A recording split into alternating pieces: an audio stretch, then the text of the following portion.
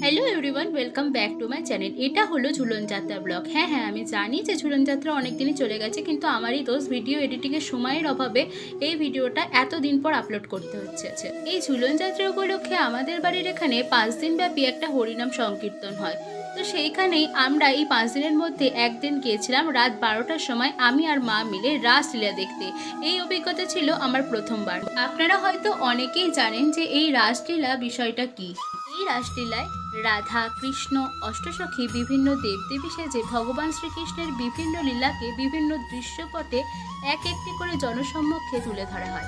এই রাস সম্পর্কে অনেকেরই আমার থেকে অনেক বেশি উপলব্ধি রয়েছে, জ্ঞানও রয়েছে, কিন্তু আমি যেটুকু উপলব্ধি করতে পেরেছি সেটাই সংক্ষেপে আমি আপনাদের সামনে তুলে ধরলাম। এই রাসলীলা চলেছিল প্রায় 3টে পর্যন্ত। আর দেখুন এখানে কত মানুষ আগ্রহের সাথে বসে আছে শেষ পর্যন্ত ভগবান শ্রীকৃষ্ণ ও রাধারানীর মিলন ও তাদের যুগলবন্দি দেখবে বলে।